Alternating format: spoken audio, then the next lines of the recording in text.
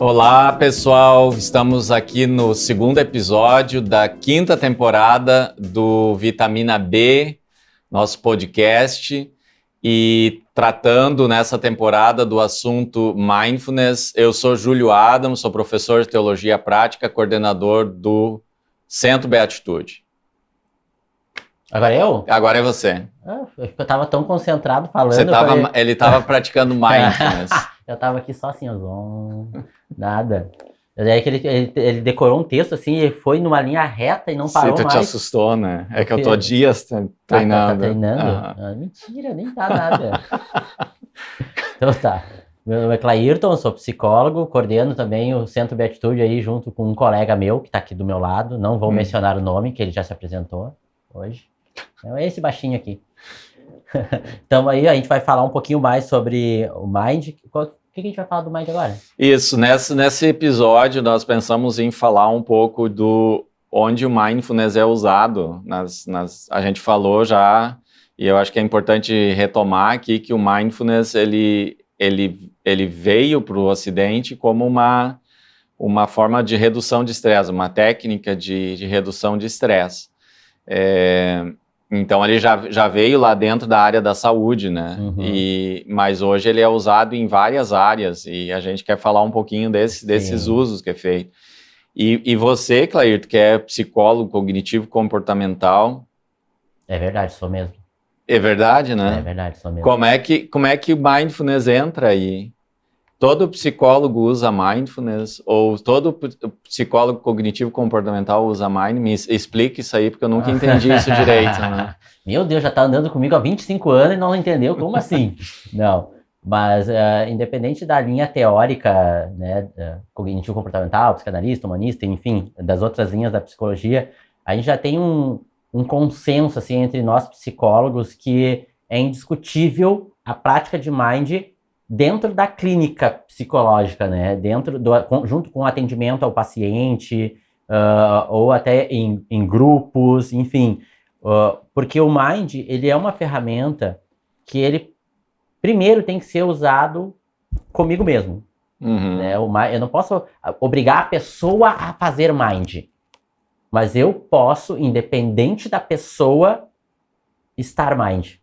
Uhum. Isso já é benefício para a relação. Então, na relação terapêutica, às vezes o paciente está conversando comigo, falando algum assunto e o meu pensamento foge, eu perco a qualidade do atendimento.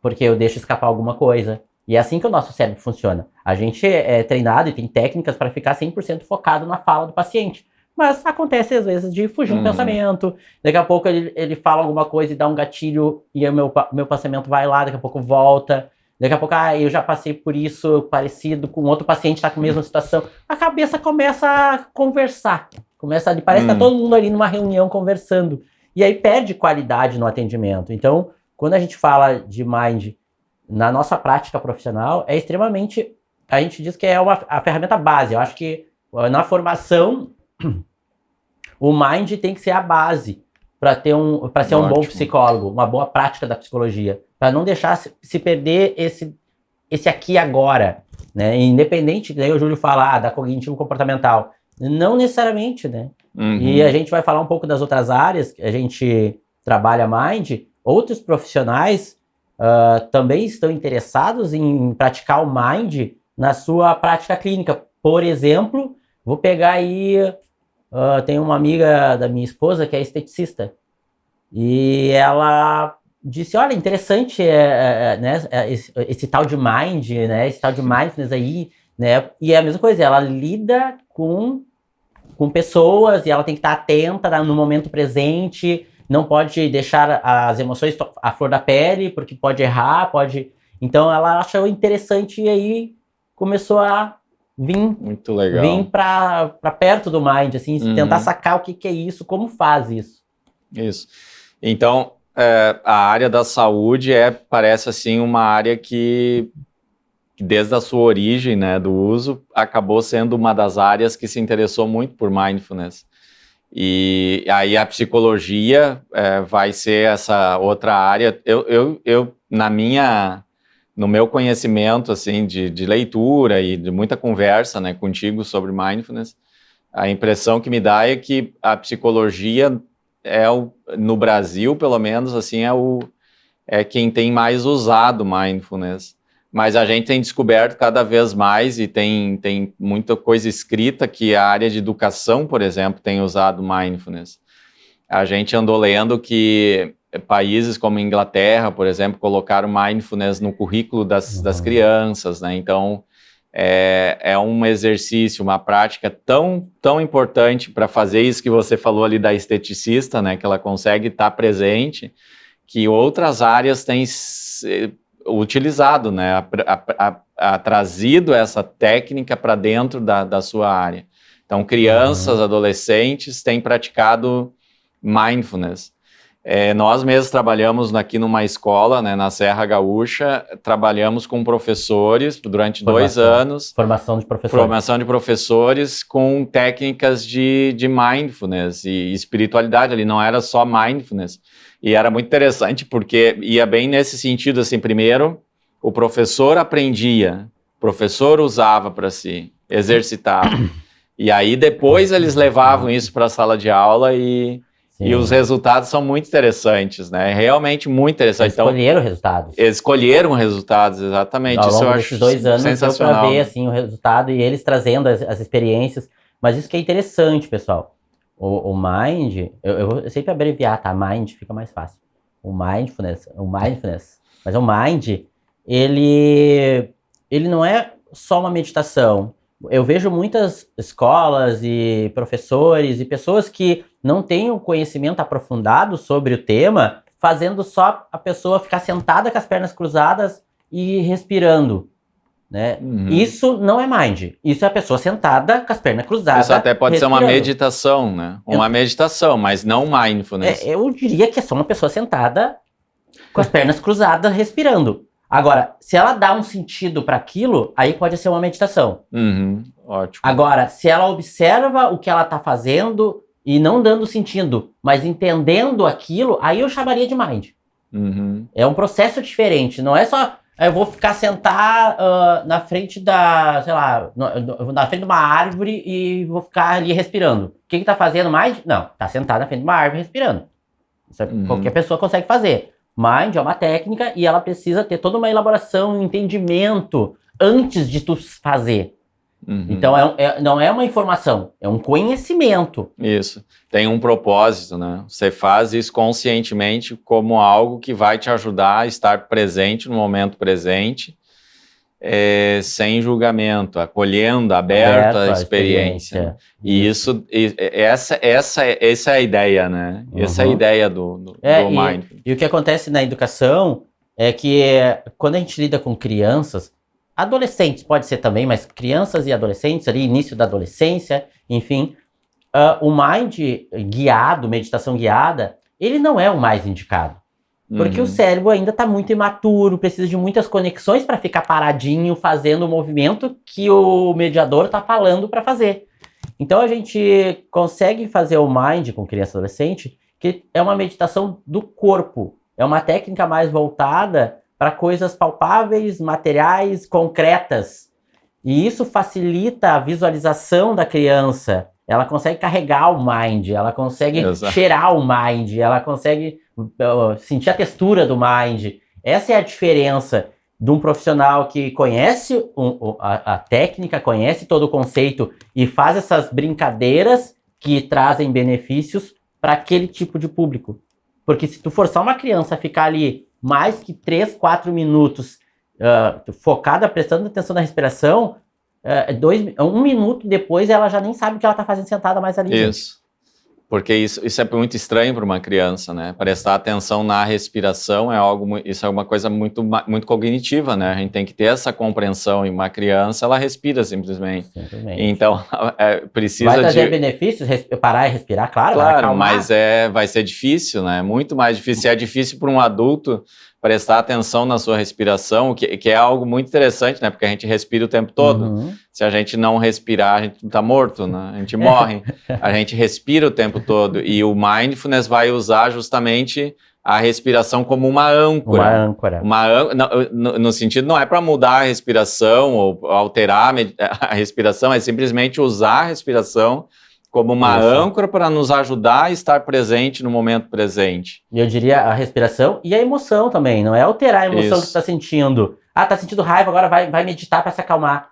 Não, na verdade, vai fazer mind para tentar medir o tamanho dessa raiva que tu tá sentindo, para saber se ela é toda dessa situação. Isso, tem muito essa ideia falsa que se instalou de que eu vou fazer mind para criar alguma coisa, né? Tem até aquela ideia assim que diz mindfulness é esvaziar a mente. E não existe isso, né? Se esvaziar a mente também é gravíssimo, né? Porque a gente não existe mais. Zerou, né? A nossa mente, o nosso cérebro, ele foi criado para criar hipótese, ele foi criado para fazer conexões, se ele parar de fazer isso, nós estamos errados. Ou tu entrar num transe, isso não é mindfulness. Isso não é mindfulness. Mindfulness é você prestar atenção no que está acontecendo, sem julgar, prestar atenção. Não importa em que situação você está, como você falou no outro episódio, está no trânsito. Ou aqui mesmo, você que está assistindo agora, você pode estar fazendo mindfulness, no sentido de estar prestando atenção em si mesmo, naquilo que você está ouvindo e vendo aqui do que nós estamos falando. E o mind, na educação, por exemplo, que a gente comentou ali, ele não pode ser usado como uma forma de castigo, né? Agora vai pro canto e vai meditar ali no canto que tu precisa. Não. Se o mind for entendido como um castigo, ele não vai ter o benefício esperado.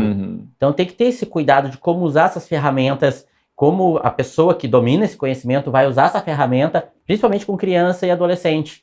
Porque depois, se for entendido como uma prática sofrida, dolorosa, traumatizante, chata, ela não vai fazer mais, né? Então, como a gente falou no início desse episódio, às vezes a gente tem que ser mind e não forçar a outra pessoa a ser mind. Isso já está muito bom, né?